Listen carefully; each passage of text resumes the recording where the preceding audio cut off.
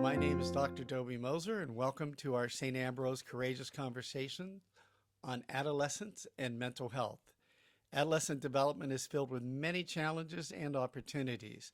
Adolescence is the most fragile time for mental health development in life, as teens go through many changes and developments that can set a course for their entire adulthood. And this is the second of 4 interviews on mental health with Dr. Edgardo Padin-Rivera, who served as the senior supervising psychologist at the Cleveland Veterans Administration Medical Center, where he directed the Center for Stress Recovery, PTSD, and Psychological Services. Dr. Padin received the Ohio Governor's Service Commendation Medal in recognition of his role in founding the Ohio Cares Network, a group that is working with the National Guard to develop mental health programs for veterans and their family. Welcome, Father Padin, or Dr. Padin. Yes, thank you. There you go.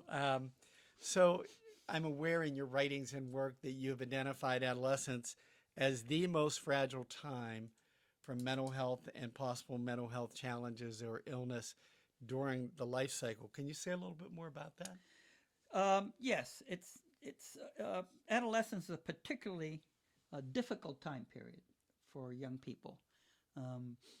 I hesitate to say that it's the most fragile time, but it is the most crucial time for the formation of mental illness.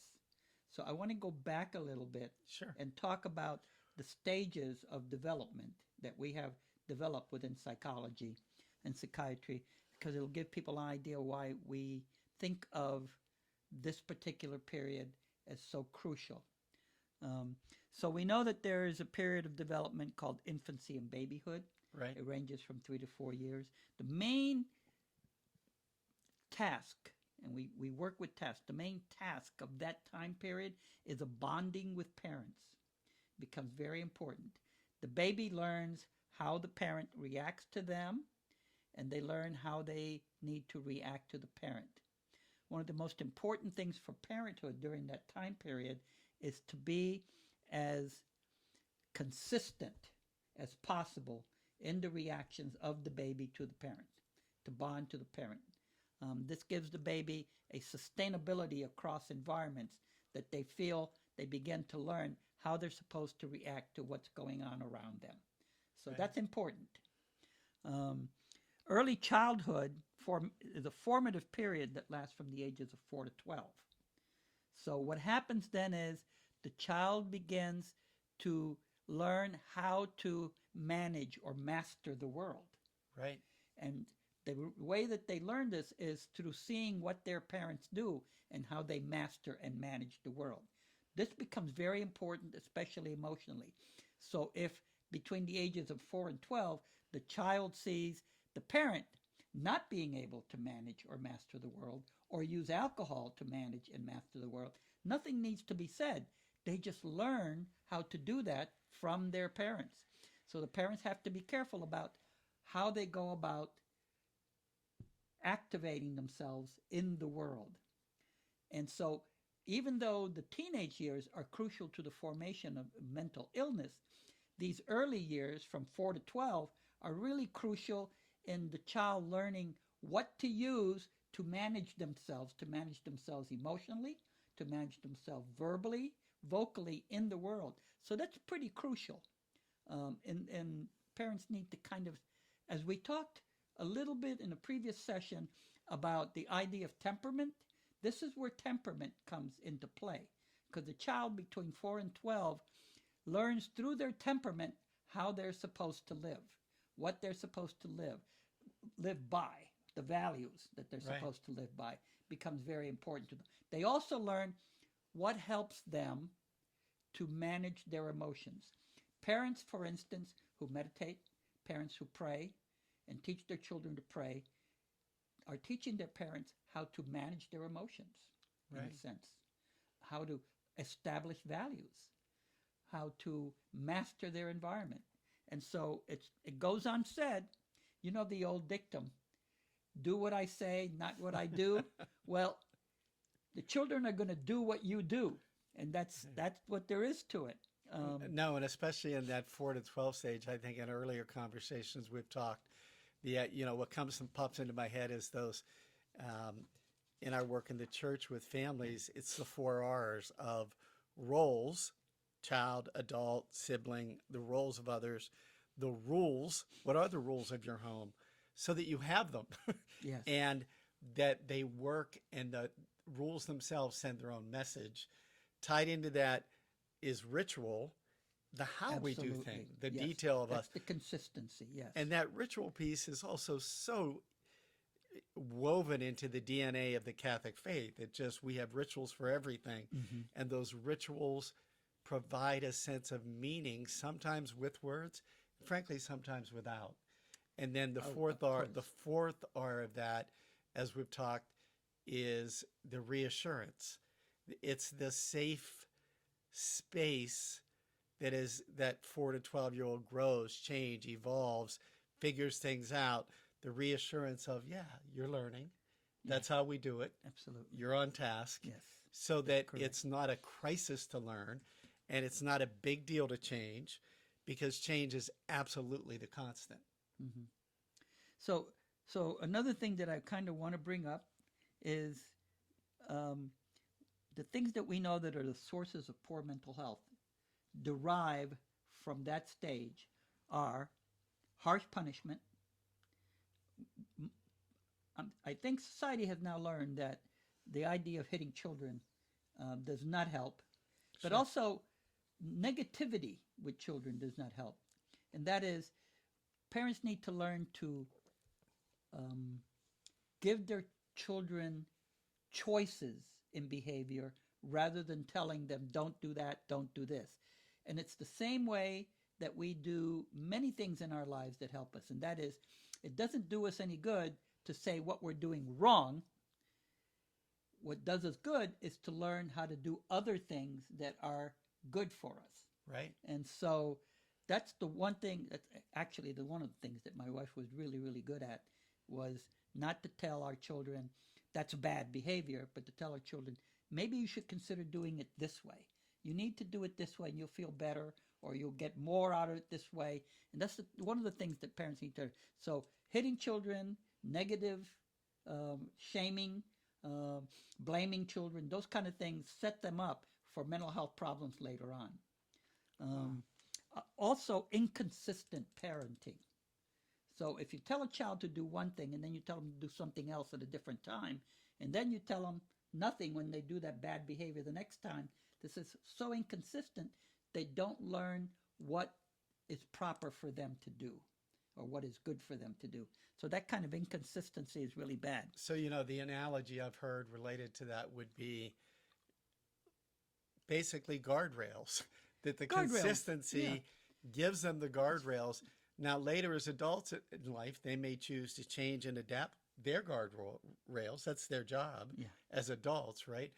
But they need them as a reference point so that they know, okay, I'm not going into the ditch. The guardrail is keeping me on the highway and keeping them safe in some cases. It's funny you should say that, because I had a mentor many, many years ago when I was a young psychologist who used to say, we have to learn to give children guardrails, not gutters. There you go. So don't let them fall into the gutters without saying something. Give them guardrails before they do. But also during this time period, trauma and family stress can really change the way a child feels, because, again, that's a time period when they're learning from their parents how to navigate life. If the parent goes through a traumatic event and is unable to function, the child picks up on this. Or if they have a lot of family stress, the child picks up on this. So those are things that parents need to be aware of. And then when we get to adolescence is when a lot of these things begin to flourish. So the seeds that are built on ages 4 to 12 begin to flourish. If a child never learns how to navigate their environment well, then mental illness can begin to crop up during the time period of adolescence, because that's the time period when a child really is preparing to go out into the world and be on their own. If they don't have the skills and the tools that they need to be able to do that, or if their temperament has gone against what has been family training or inconsistency, then they have a very difficult time managing that particular time period where the tasks really are go out there in the world, learn how to be interdependent with others, Right. learn how to manage your social relationships, learn how to manage school and learning and all those things that you have to do. The world becomes a giant oyster for them. And if they can't manage it, then you begin to have problems like alcohol abuse, Right.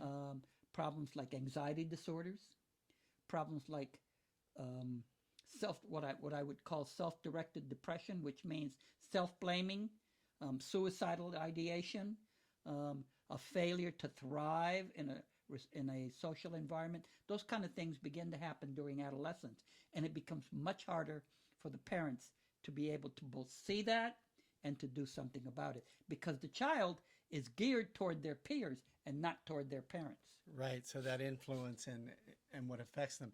So one of the things, Dr. Padin, I think is so helpful to hear you saying is what happened in 4 to 12, in a sense, to go with the metaphor of soil and what comes above the earth, is 4 to 12 is where the below the earth work of the foundation, the roots, what is going to sustain where and how that plant breaks through, that child breaks through, the roots literally may be unseen. Yes.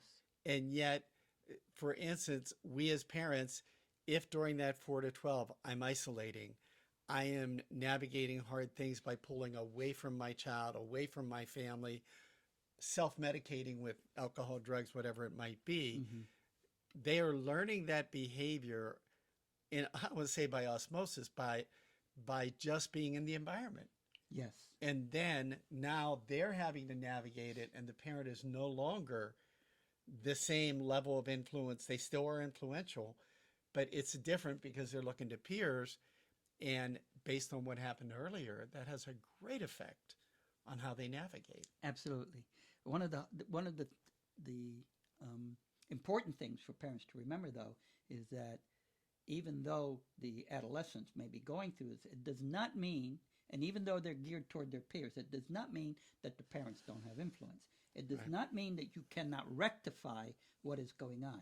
I do not mean to imply that they should give up and say, oh my God, I didn't do it between ages 4 and 12, now I'm lost. That is not the case. It's just that all of these developmental tasks build upon each other. And Right on. sometimes you have to try to go back and help the child learn some of the things that they failed to learn earlier on, or unlearn some of the things that they learned that are not helping them. And that is certainly possible. Wow, that is so insightful. So they're in adolescence. The world is an oyster. They're trying to navigate that. How can parents and caregivers and just people who love adolescents, which I've worked with for decades, and I find that age so much fun to work with. What are things that adults need to be paying attention to regarding adolescents navigating mental health? So as you've said there's the disease side or the heading in places that could be hurtful, harmful, but what should adults be paying attention to? So that's a really important question, because we talked at some other point about the idea of temperament. Right. And so during this stage, it's very important because it is a stage where you see the aspects of temperament really coming out. Some children, some adolescents, may act out by being behaviorally disordered, by doing things impulsively, by over drinking, by trying new behaviors that they should not. And so you have this group of children that you recognize are doing these things, and as a parent, you want to be aware of what's going on, that this child is trying to figure out, how am I going to live in this world? Right. And how far can I push this envelope of rebelling, if you will, against the social norms, the things that I'm told that I should do, and still be able to survive in this life. So that's this aspect of it. But then you have the other aspect of it, and the temperament of those folks who kind of tend to withdraw from social interactions. They tend to not want to be part of it because they feel overwhelmed when they do that. And so what you want to look for in that group of people, who we sometimes call shy, Right. in our normal happenings, introverts. So we have the extroverts and the introverts. And the if you raging will. extroverts. And the raging extrovert, but also the raging introverts. There you go. And these people, when you look at them and you want to see if there's any signs of a mental problem going on, they will withdraw completely. They will not talk to you. Sometimes they will refuse to eat with the family. Sometimes they will not go to school for periods of time. It may be once a week or twice a week. They'll feel sick, but they can't tell you what the sickness may be. They won't go to the doctor. They don't want to talk about it. Those are issues of introverts, if you will, that you as a parent need to pay attention to. Right. So we're not jumping to conclusions, but we're paying attention and observing behavior and having those conversations that invite further exploration. Absolutely. Something's going on here. What might that be? What might that mean? Mm-hmm. And with girls, you may have body image problems. Right. You want to get to those before they become anorexia, which is one of the worst diseases in the world. You bet. That is a disorder of control. So when you have a girl who has anorexia, she is trying to control her world. She is feeling out of control. Maybe she's feeling that the parents are over-controlling her. Right. Maybe she's feeling because of that, and see, this is the extrapolation. If you have parents that are over-controlling, trying to tell you how to live your life and what to do and how to do it, you begin to feel that other people in general are trying to control you. Right. And so the person wants to control themselves. And for girls, one of the ways they do that is to control their body. What they do with their body, what happens to their body, how much they eat and don't eat. And so that becomes a real problem. So it's something you have to watch, that it's a body image problem that you really have to watch with girls. With boys, it's perilous behaviors. Right. They're a little bit more extroverted and a little bit more willing to seek stimulation. Poor foresight. They do things impulsively and get in trouble. Yeah, a little bit of that Superman image of, I can defy the odds of space, physics, motion, and do dangerous things as if nothing ill could come of it. Yes. And the other thing that comes out in adolescence is a low frustration tolerance that we have to watch out for. So if a child, and sometimes this is due to attention deficit disorder. You bet. But if a child is not able to sit for 5, 10, 15 minutes and study, and this goes on for a period of time, then you've got low frustration tolerance. Because one of the things about frustration is that you are willing to, and we'll talk about this at another point, but that you're willing to discipline yourself to do something over a period of time in order to gain success of that particular thing. And if you cannot do this, then you have problems with school. Then you have problems with other people because you're easily frustrated by them. And it becomes a mental health problem, quite frankly. So that's something to watch out for in adolescence because it can lead to real disruptive behavior disorders. You know, as I listen to you, Dr. Padin, I think one of the transitions I've seen in working with adolescents related to this is they're moving from what I sometimes would call a negative self-identity to a positive self-identity. And let me explain.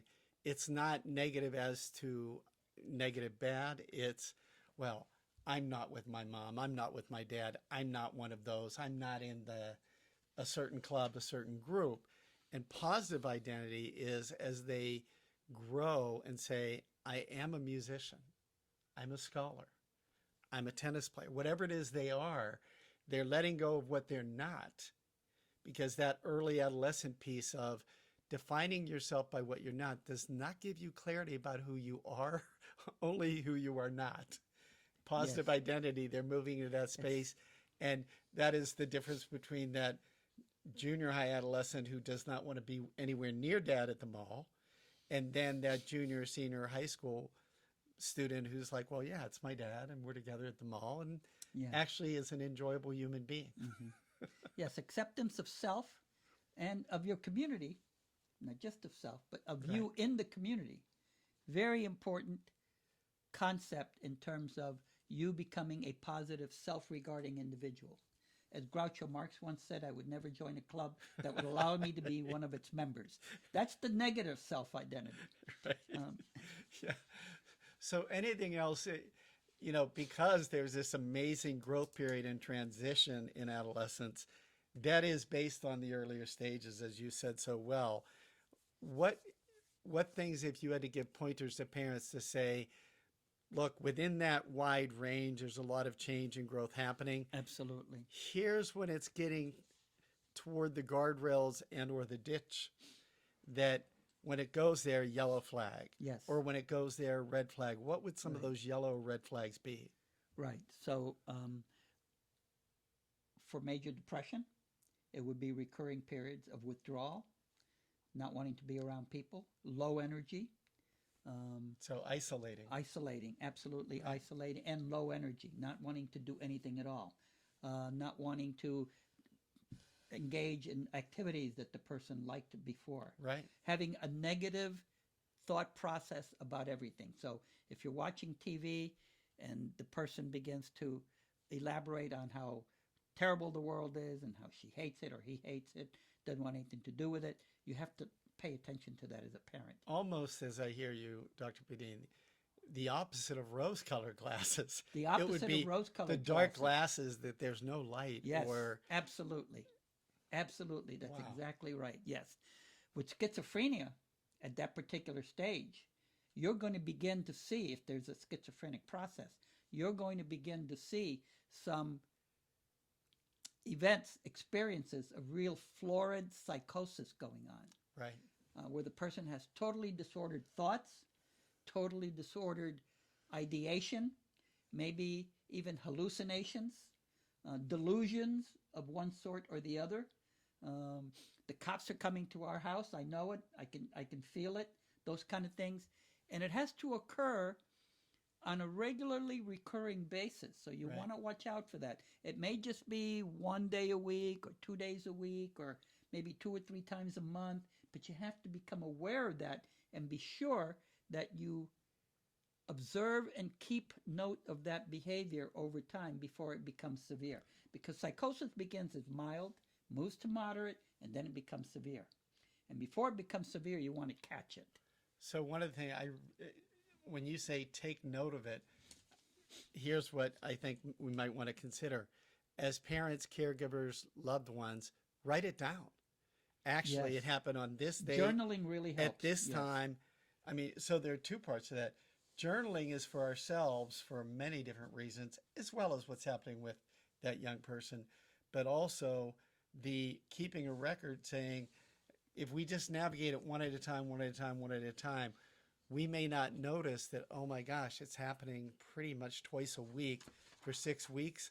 Well, when you Very have that good written point. down, you note it.